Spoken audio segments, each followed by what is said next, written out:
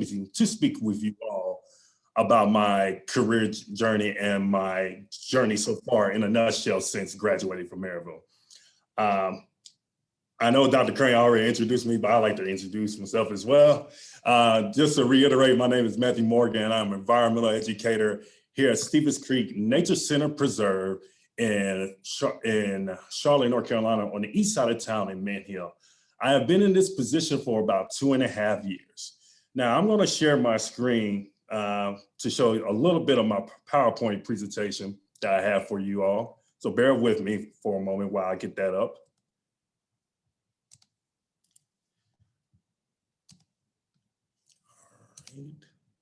Can everybody see my screen? If you could just say in the chat, or Dr. Crane, if you could give me a thumbs up, I can see your face. All right, cool. Well, like I said, I am so glad to be with you all today. Now, I would say that my career pathway has been a little bit of conventional and unconventional at the same time, to be quite frank. I'm going to add some transparency throughout this presentation, and I hope y'all get something out of this while I'm talking. I am originally from Atlanta, Georgia, South Side, College Park, East Point area. Stand up if anybody knows where that area is at. And growing up, I wasn't necessarily exposed to a lot of nature and wildlife, to be quite frank.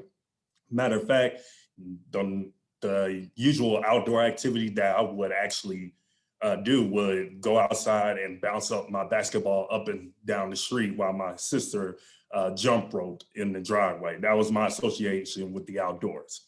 However, I always had a fascination with animals and nature and the outdoors in general, but not from experiencing it, but watching it on television.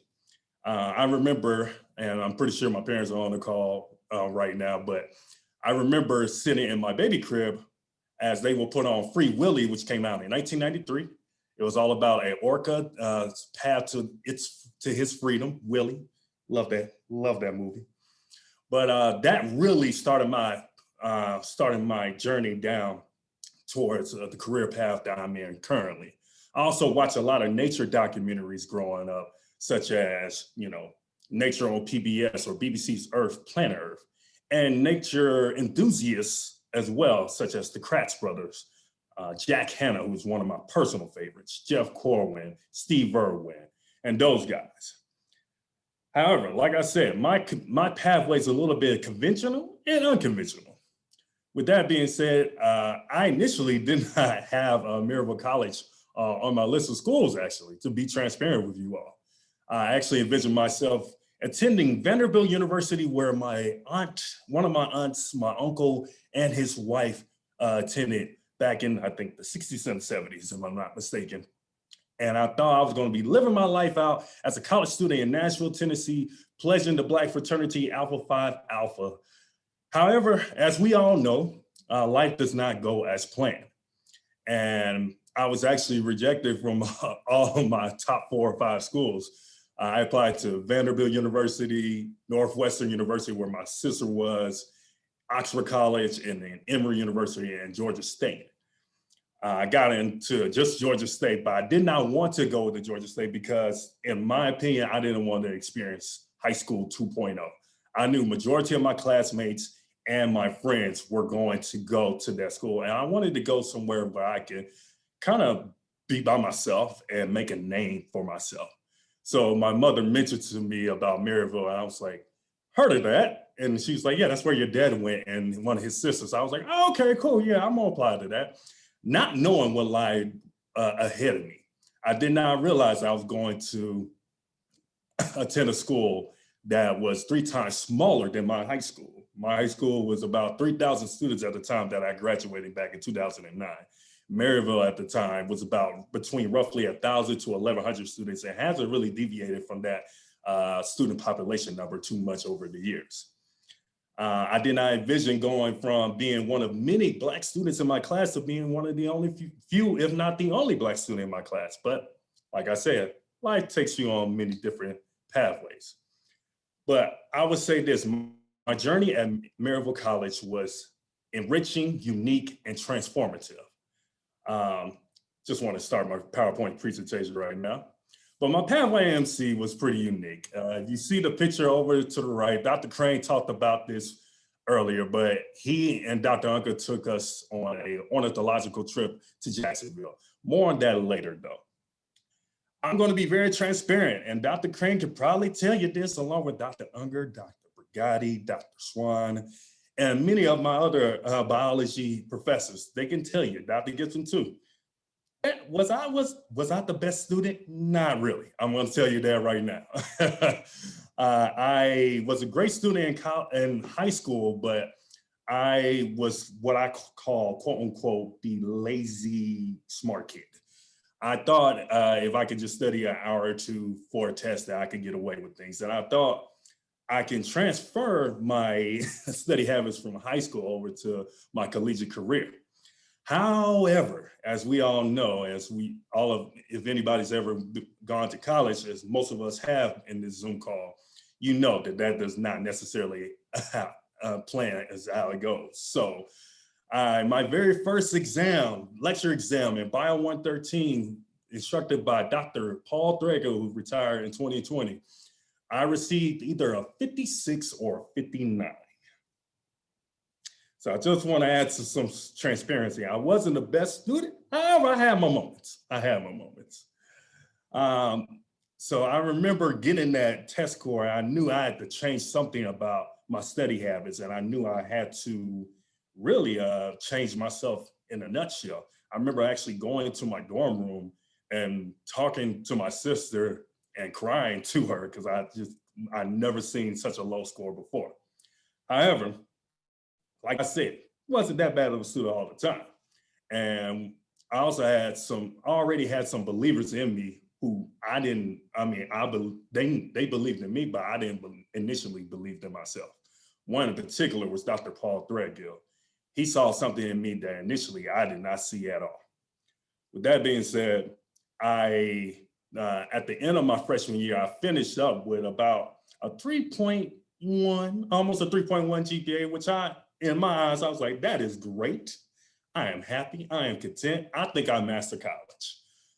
Unfortunately, you have 3 more years after freshman year. And so I was a little bit naive and cocky at that time. And with that, as I entered my sophomore year at Maryville, I was trying to pretend to be someone that I wasn't. And that resulted negatively on my grades, even though this was probably the most rigorous time of my collegiate career, because I was taking 18 credit hours my fall semester, and then about 17 credit hours my spring semester. So with that, I was pretty much on a tailspin downward, honestly. And I mean, my GPA dropped pretty significantly to a point where I thought about transferring and switching my majors. However, I know my parents are on this call. They were not going to have me transfer schools. I can tell you that right now. But I definitely thought about transferring my major over to being a music major, because during my time at Maryville, I was a member of the concert choir and Voices of Praise. But because of some of the people that believed in me, and then some of the positive things that resulted in the first 2 years, I stuck with it. And I remember getting a B in my ecology and evolutionary class with Dr. William Ben Cash at the time, who was the instructor at that time. I remember, Dr. Threadgill believing in me. And so my last couple of years at MC, ladies and gentlemen, were very transformative. Probably some of the most transformative years of my life at that point. I started really getting into my major courses and really, really getting excited when I was going to class. The first couple of years, not so much, but my last few years, definitely. I remember my comparative vertebrate zoology class was taught at the time by Dr. Josh Ennin, who last I know was working at the Conservation Institute at the Tennessee Aquarium. But he showed me a few things. And then also going over to our herpetology class, he also instructed.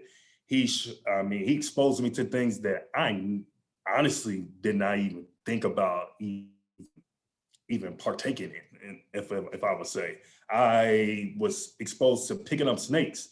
Now, y'all, I am from the south side of Atlanta, Georgia. We don't pick up snakes in College Park or East Point, Georgia. We don't do that. What we do is play basketball. That's what we do. But before the age of 19 to 20, I never thought about picking up a snake.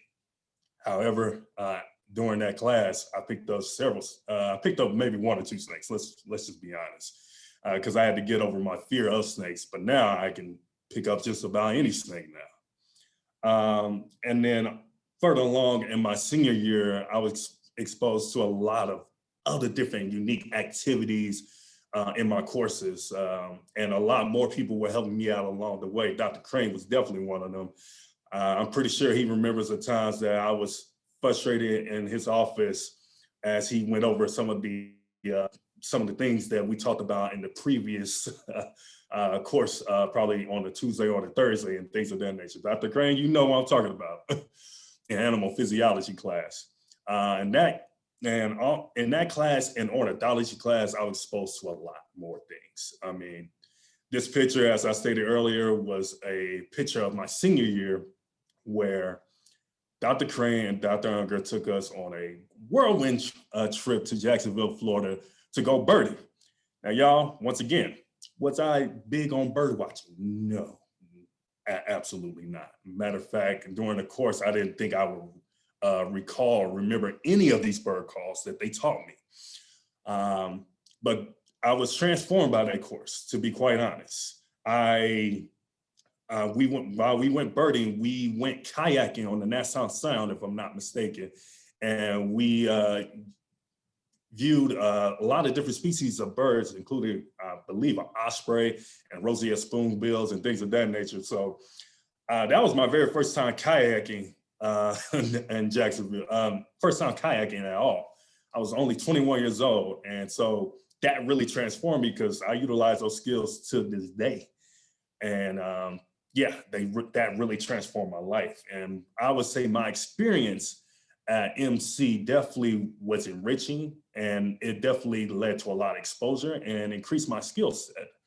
I would also like to take this time to thank all of the professors who put up with some of my shenanigans, like Dr. Crane, Dr. Unger, just recently retired Dr. Threadgill, Dr. Turner, Dr. Gibson, Dr. Brigatti, Dr. Swan, everybody in the natural science department, as long as with a few other professors around campus. Thank you so much. Y'all really left a lasting impact on me. With that being said, I'd like to switch a little bit to graduation day. Now, right here, this picture that was taken by one of our international students they tagged me in it on Facebook. Now, this is me on my graduation day. I think I saw my friend Paris Palmer on here. Shout out to class of 2013. I was handshaking Dr. Bogart, and on graduation day, you're thinking like, man, I got the world ahead of me. I'm ready. I'm hyped. I got everything ahead of me. I can do whatever I want, and you do. However, a lot of people don't talk about the harsh realities of after college life. And I had a couple of harsh realities. To add some transparency to this presentation, my very first after college job, was a part-time deli clerk at Publix. Love Publix, but that's definitely not what I want to utilize my bachelor's degree for. However, during that time, I knew I wanted to get exposure in the zoo and aquarium world. So with that being said, I decided to volunteer at the Georgia Aquarium. And I volunteered there for about 5 years, being trained in various exhibits, including Ocean Voyager and River Scout. Now, Ocean Voyagers were the largest of the animals like the manta rays and the whale sharks. My whole objective was just to get my foot in the door, to either working with animals, nature. I just wanted to be in that type of environment. And like I said, I just wanted to get my foot in the door. And this is where I really started taking off in terms of the career pathway that I'm in currently.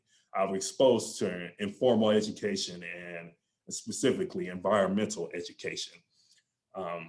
But like I said, it's kind of hard being a volunteer. It's kind of hard being a volunteer and then working as a part-time deli clerk. However, that experience at the Georgia Aquarium essentially led to my experience as exhibit interpreter at Zoo Atlanta. Now, this picture right here is one of my very favorite pictures. It's me at the giraffe deck, probably back in 2017, if I'm not mistaken, feeding either Itana or Isuba, one of our reticulated male giraffes. But that's just a side note. But I was a seasonal exhibit interpreter at first, where I led interpreter programs such as tiger training, which was one of my favorites. And then this is where I really got into the deep parts of environmental education and informal education, and another field called interpretation, which a lot of zoos, aquariums, wildlife parks, museums, national parks, and state parks utilize interpretation. I also was trained on some wildlife encounters, which include encounters with giant pandas. I know I probably have some panda fans online right now. Let me tell you, pandas, I like them, but they weren't my favorite. In terms of wildlife encounters, I definitely enjoyed the elephant encounter, as well as the lemur encounter, and then the second largest tortoise species in the world we had an encounter for, which is the Aldabra tortoises. But during this time at Zoo Atlanta, I was still trying to get in as full-time. And to add some more transparency to this presentation, I applied to about 9 different positions at the Georgia Aquarium and about 4 full-time positions at Zoo Atlanta, and I did not get a single one. It was hard. I had to fight for what I believe was the career for me. There was bumps and bruises along the way. I thought I was going to go to get my master's in ecology and evolutionary biology, but no professor would take me on. I went.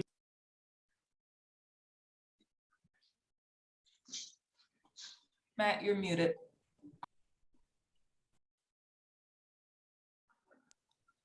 Can anybody hear me now? Hello? Yeah, we can hear you. Okay, all right. Sorry, don't know what happened right there, but as I was stating, I went through a lot of bumps and bruises along the way, but finally, I finally got what I really wanted, and I eventually ended up at the Tennessee Aquarium. There we go. Now, these pictures some of my experience at the Tennessee Aquarium nonetheless, because it was such a fun and exciting time. I love this picture down at the bottom left, underneath the other picture, because it truly shows my appreciation of wildlife as I was educating some group of people about leopard geckos.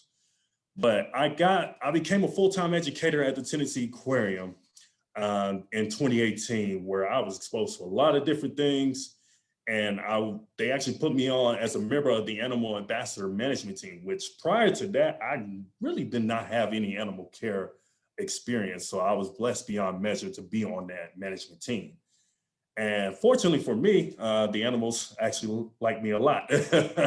And so I actually helped take care of about 40 plus different species, which included woodchucks named Chattanooga Chuck. He was very stubborn. Possums, flying tree squirrels, Madagascar lesser tenrecs, which look like hedgehogs, but they're not hedgehogs, box turtles, boa constrictors, you name it, I probably with it. And I also was afforded the ability to present at my first conference. So I was living out my dream at Tennessee Aquarium. I'm like, I'm in the aquarium. This is so much fun. I mean, every day is just a new day, because with animals, it is. And with different people coming in every day, there's always something new going on. With that being said, while I love my job at the Tennessee Aquarium, I stayed in Chattanooga, but I wasn't too much fond of Chattanooga, living in Chattanooga, unfortunately. I'm from Atlanta, I love to be in more of a larger city aspect and making more of an impact on a larger group of people. So with that being said, I knew that I had a plan for about maybe 2-3 years. I'll be gone and go somewhere else.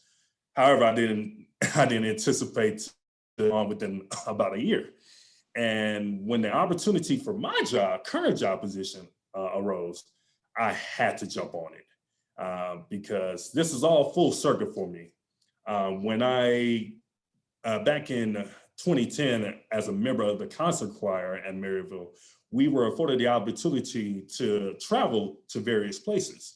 And that was my very first time of actually traveling to other states besides going to my grandma's house in Louisville, Kentucky for Thanksgiving. And so we traveled to Carolinas my freshman year, and we went to the Charlotte, North Carolina, and I fell in love with the city. And something deep inside me said, this is gonna be your home. Well, lo and behold, after about 19 years, I'm currently here in Charlotte. And so now I am a full-time environmental educator at Stevens Creek Nature Center, where I can do a variety of things. I love animals, and I also love helping out volunteers, since I was once a volunteer before. So along with educating the general public about just various environmental topics, I'm also an animal care coordinator here, and I take care of not as many animals as I was once taken care of at the Tennessee Aquarium, but I'm still taking care of some animals. For instance, my snakes, I still love my snakes. I'm taking care of about 3 or 4 snakes. One beautiful northern pine snake named Pepper, do not disrespect her name, and another couple snakes called Sriracha and Dijon. Yes, we name all of our snakes after condiments. Do not hate. With that being said, like I said earlier, I love working with volunteers, and so I'm volunteer coordinator as well. Some of the other aspects of my job, I'm also allowed to do some science communication through media platforms. So on the right-hand side of this PowerPoint slide, I was afforded the ability to be on the NBC affiliate station here in Charlotte, talking about some of our fall program offerings that the nature centers were having. I just appeared on the ABC affiliate station here talking about the myths of snakes, because as we all know, a lot of people dislike snakes. But with that being said, I mean, there's so many other different things and aspects of my job that I love. I mean, like I said, I talk to the general public about certain environmental topics like soil, water, rocks, weather, conservation.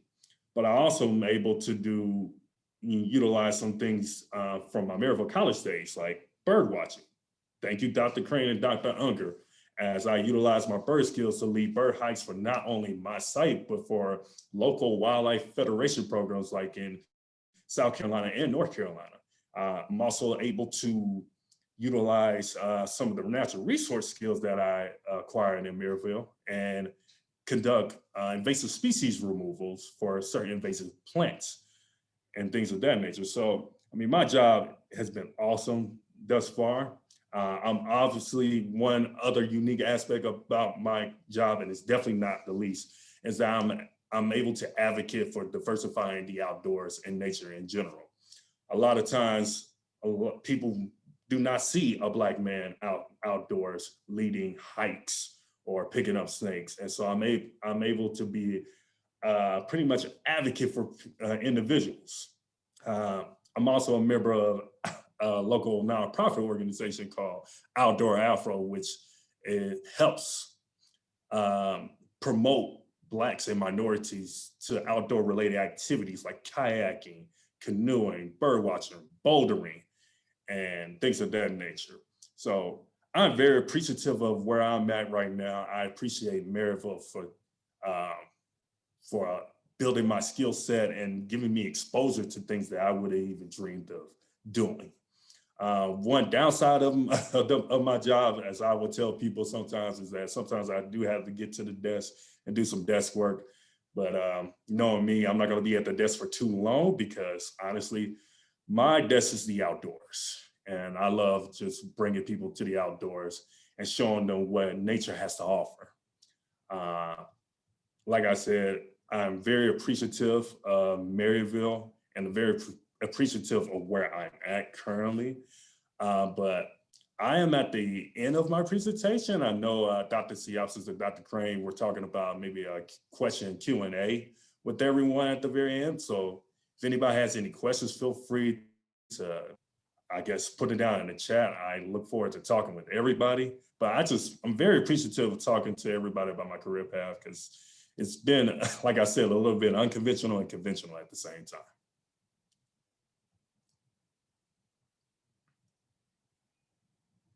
Okay, I got a raised hand. All right. I guess Dr. Crane, Dr. C officers, can I answer them directly, or how does this go? Oh, anybody. Matthew, just, yeah, go ahead and answer them directly. That would be fabulous. And we can help you out if you need us to sort of moderate the discussion. We can do that. In the meantime, I know that Brett has a slide that he needs to show that has a QR code for you all to fill out a survey that we would really appreciate you filling out before you log on off. We hope that everyone will stay around for the Q&A, but in the meantime, I think Brett may switch over and show that QR code, and we again would greatly appreciate you filling it out. But yeah, Matthew, just go ahead, and it looks like maybe Kenesha is the first question. Is that correct? I guess so. That's my lovely sister. Thank you for attending. Hey, sis. Hey, how are you? Wonderful presentation, very inspiring. Absolutely loved it. I'm not really into animals or the nature, so I felt like it was a really great presentation and kind of got me excited for it. So for all the people out there who are, how do you find your motivation to keep going? You talked about your different challenges by trying to go and do the job that you really wanted to do. So where do you find your motivation and your inspiration to keep moving forward? I think that'd be something, good to hear about. How do I find myself to keep going? I know that I remember back in, I think it's 2011, when I was a lab assistant with Dr. Threadgill's Bio 113 class. He was talking to me. He's like, you're an anomaly. To be quite honest, I mean, you're the only, it's not too many Black men doing what you do. And so knowing that people are always looking, and knowing that I am more like a pioneer in this field in terms of like Black men and Black women, keeps me motivated. As I stated earlier, I know people are watching. For instance, when I did a TV appearance at the Chattanooga, I think it's NBC affiliate station in Chattanooga, I was subbing at the time on the side as a part-time substitute for Hamilton County, and one of my students in, I think, an 8th grade class at Tyner Middle School came up to me. This boy never looked and never really talked to me. He said to me, he's like, "Yo, Mr. Matthew, were you on television?" I was like, "Yeah." He's like, with a lizard, right? I was like, "Yeah." And then he went back to his friend. He's like, "See, bro, I told you. And at that moment, I was like, okay, this is bigger than me. This is literally bigger than just about my sole mission of being a naturalist or environmental educator or wildlife enthusiast. This is bigger than me. This is showing people that, Black men can do this." So knowing that people are watching and constantly watching brings me more motivation to me. And so that's how I keep motivated. Plus, it's also kind of cool, over the years, I can kind of consider myself maybe a Jack Hanna. I don't know. You are. Thanks, sis.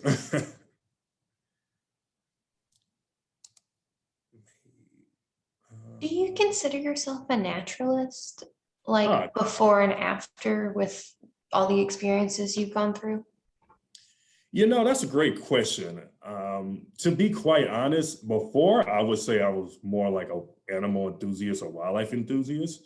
But now in my current job position, I would consider myself a little bit of a naturalist. I mean, we have to be well versed in a variety of fields besides knowing just about animals. I mean, right now I'm looking outside my door right now. I'm looking at some sweet gum tree and Eastern red cedar. Shout out to Dr. Threadgill for teaching me those things, my man.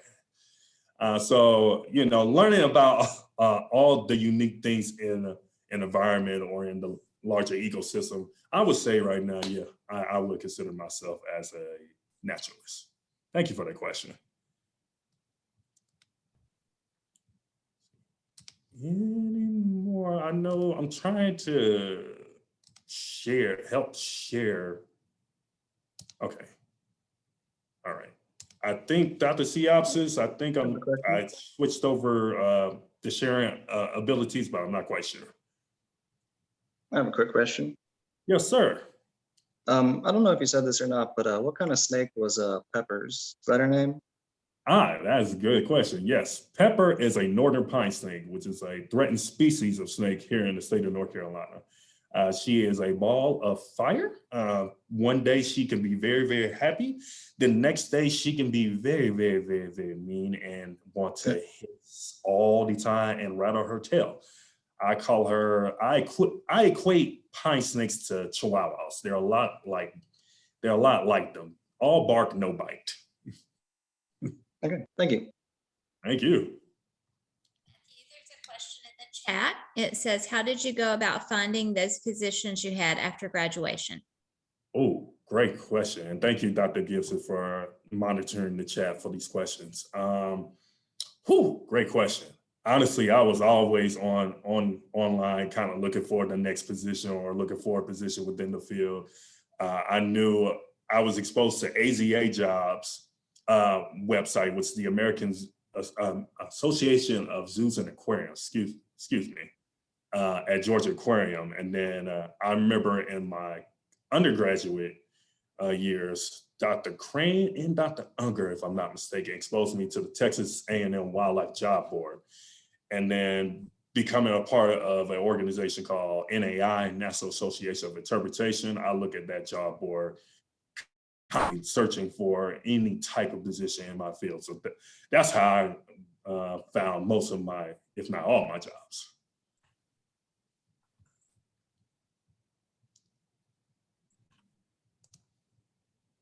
All right, any other questions? I mean, keep it coming, people, keep it coming. I am not shy.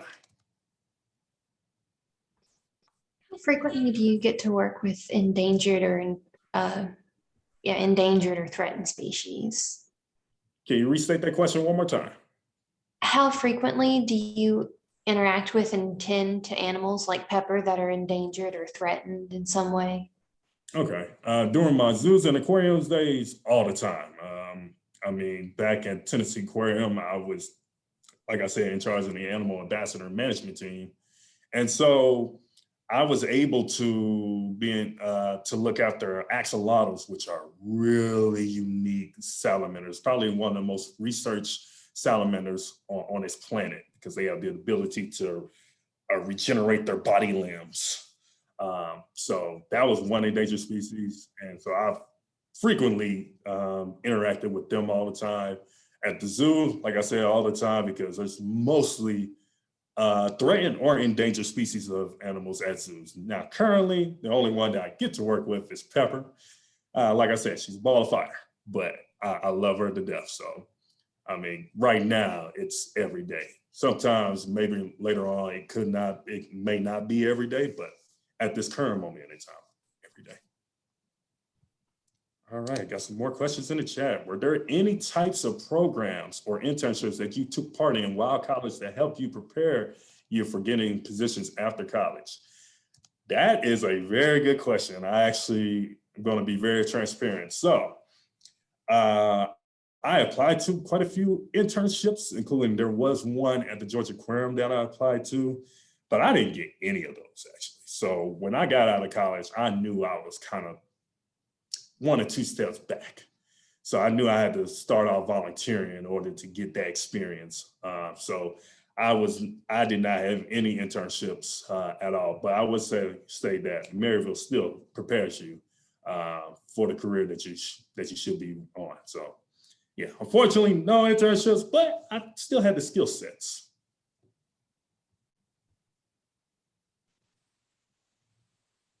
Matthew, you talked a lot about how the science classes helped you, but can you talk a little bit about how some of the core curriculum classes might have helped prepare you for your career?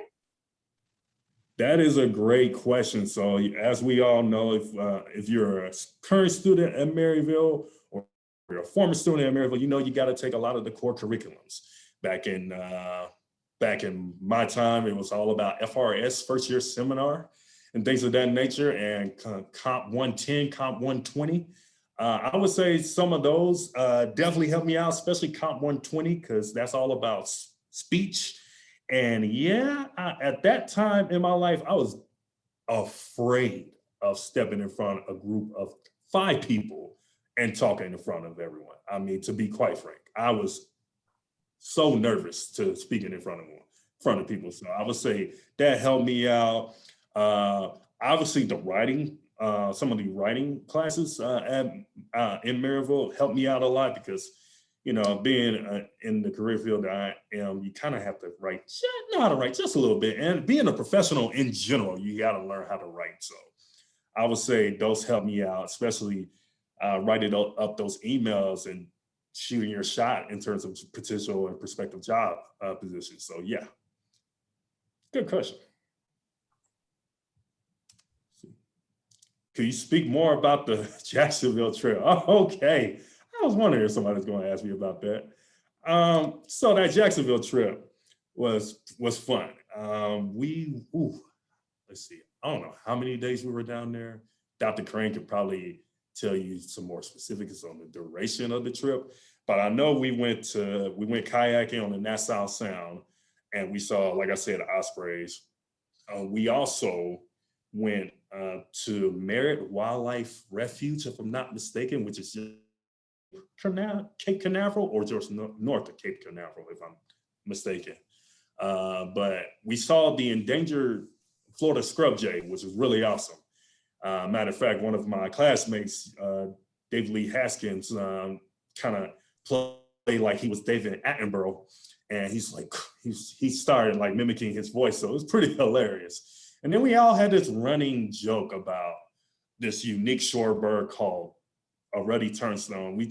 We had this pirate at St. Augustine pronounce it for us, and when we actually filmed that, and we were like, it's a ruddy turnstone. I don't know, I can't remember why we recorded that, but it was kind of funny at that time. We also collaborated with some of the students at Jacksonville University. That's where we were housed at. So it was fun, it was enriching. I think we went to the alligator, I think it's an alligator farm in St. Augustine. And we saw like roseate spoonbills. I remember being on a bus and stepping off the bus and seeing a bald eagle before I was getting my ankle bit up by fire ants. So it was enriching trip in Jacksonville, and probably still top 5 best trips I've ever been on in terms of birding.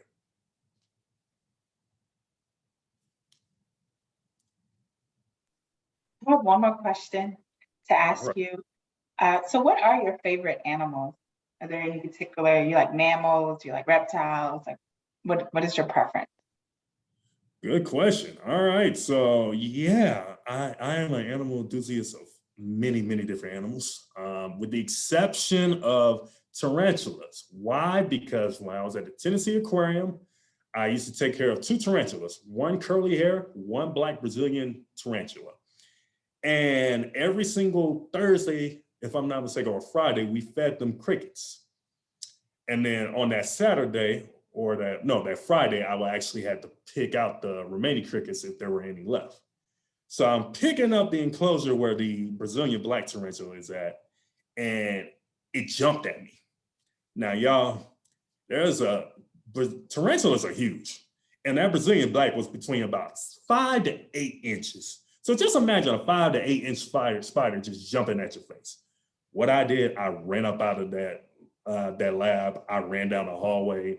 My colleagues were like, "What's up? What's going on?" I'm like, "It jumped. I don't like spiders. They jumped at me." And so my colleagues and my managers, all the way to the very top, all laughed at me, and they were like, "It's just a spider." I'm like, "But it jumped. It jumped, y'all." And it's funny because one of my coworkers was like, "Oh yeah, she does that time for time." I'm like, "You just letting me know this now?" So that's one group that I don't necessarily am not fond of. However, the ones I am fond of, my favorite animal, that one that started me on this journey, would be the orca or the killer whale. I love seeing videos of orcas in the wild. If I ever get the chance to go up to the Pacific Northwest and go on a whale watching tour and see them, I will boohoo cry. I will just tears down my cheeks. Also, I mean, because of herpetology and ornithology at Maryville, I have a great appreciation for birds and snakes. So when I see a snake, I freak out and I run towards that snake and try to pick it up. When I see birds, I'm usually with binoculars, so I'm gonna look up into the sky or look up into the bushes or trees and try to identify them. I mean, I love birds so much. I usually, when I wake up in the morning and I hear one, I'm probably already identifying it as I wake up. So I love all animals with the exception of maybe tarantulas and some cockroaches. So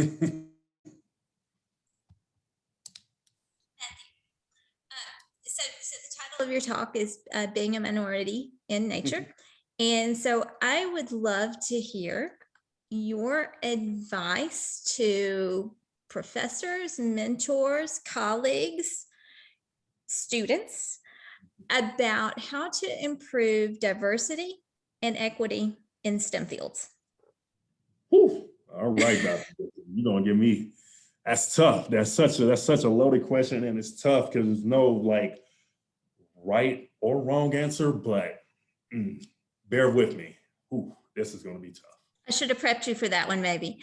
But That's no, I mean, really, I really would just like to hear from your perspective, what are things, and and I don't think it's a question only for non-minorities. I think it's a question also for minorities. How do we improve this? understandable. A big thing is representation, as I would say. My parents always gave me faith and belief that I could do just about anything and everything that I wanted to do. Shout out to my mom and my dad. But with that being said, a lot of other people, if they don't see someone that looks like them doing something that they may be interested in, they tend to go away from that. I mean, honestly, like I said, I went from being one of many Black students in my class, where I went to a high school that was 96% Black, to being the only Black student in my class. So representation is key, and you can help out just by maybe connecting those students or those people to people that you know in the field that represents minorities. Gosh, there's so many different things I could throw out there, but I would say definitely representation is probably the forefront in terms of addressing that. Oh, geez. Like, yeah, I would say just having someone that looks like them, acts like them, is pivotal. Because like I said, I know about me, but I know about other kids, and I can literally post some of my former coworkers at other jobs. I'm like, hey, before you decided to go on this career path, where did you want it to go? Like, what did you really dream of doing? Oh, I actually like animals too, Matt. I'm like, so why you didn't stick with that? Like, I just didn't really see nobody like me, or, just, it was a variety of things. Sometimes that stems from the household that they come from. They may not be exposed to that. That's one other thing. I mean, exposure, representation and exposure. Without going to a college like Maryville and be exposed, like how Dr. Crane, Dr. Unger, Dr. Threadgill, Dr. Gibson, how you did, Dr. Turner, like exposing me to things that I never really did, was pivotal in terms of me along that pathway. So there's so many things, and I can address with that question, but I would say exposure and representation are probably some of the two key things in terms of addressing equity and diversity within this field.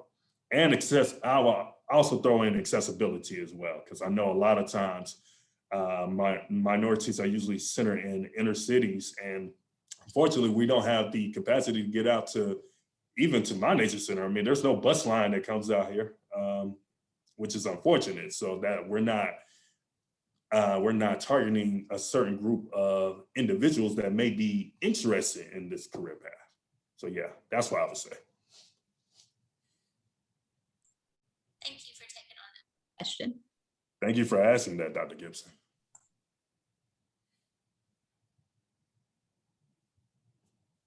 All right, do we have any more questions? All right, shout out to MC. All right, Dr. Siopsis. Wait, I can't hear you, Dr. Siopsis.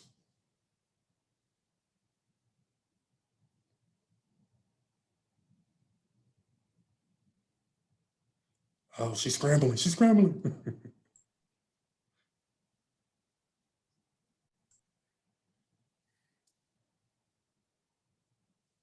Nope, I do not.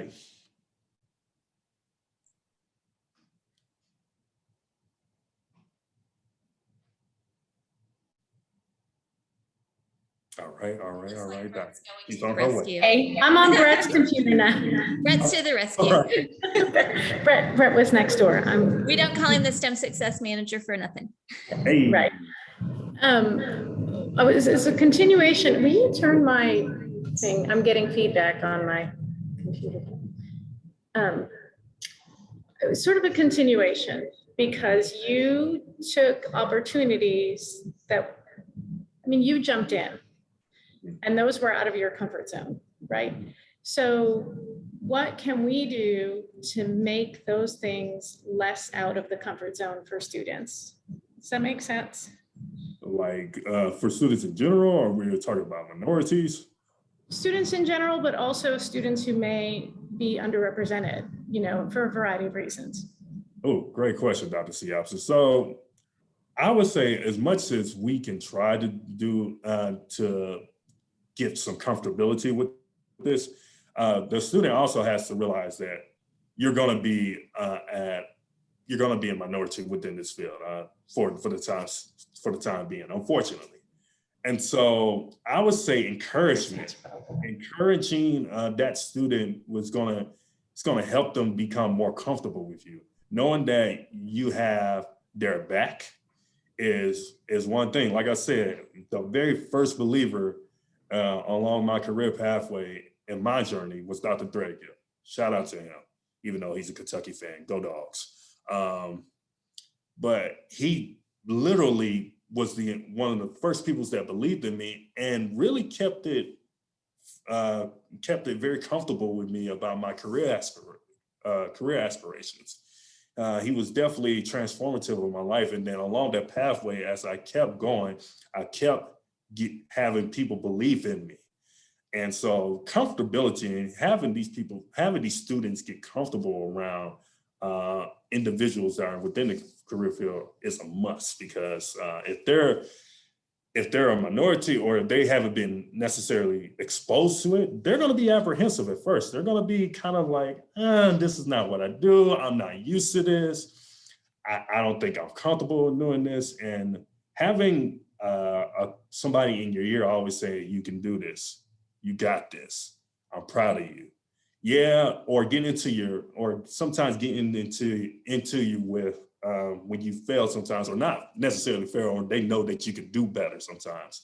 It's always good. So developing a personal relationship with the students that are uncomfortable is definitely a must in my eyes, in order for them to become more comfortable with things that they're not comfortable with.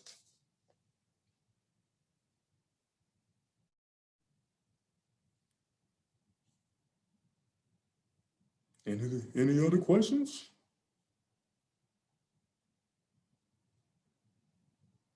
All right. Matthew, let me just say how proud we are of you. Just so proud. And every time you post something, I just smile. Dr. Crane, I really appreciate that. Like I said earlier in the presentation, you were definitely one of those professors that I really appreciated. You sat down with me. You got into my butt sometimes in terms of like knowing that I can do better, because I know there was a couple of exams that I was definitely did not do well on, but you definitely inspired me, and your passion and enthusiasm about what you taught definitely left a major impact on me. Far too gracious, Matthew. Thank you so much for doing this today. Thank you for y'all having me. Thank you all for just listening to me, and I wish you all luck. I am so gracious for my time at Maryville. Go Scots. If you're part of the concert choir on this call, you know how to start the alma mater, where Chihaui's lofty mountains pierce the southern blue. Beautiful, Matthew. Thank you so much. Folks, if you have not yet completed the survey, again, the link is in the chat. Brett, can you post it again one more time? And we will really appreciate you filling it out. And thank you for the time. If you have questions for Matt after this, feel free to email Dr. Siopsis or Brett or myself, and we are happy to get you connected with Matthew if you want to talk more. Thanks so much. Thank you all. Hope Thank y'all you, have a Matthew. nice day. All right. You too. Bye. Bye-bye.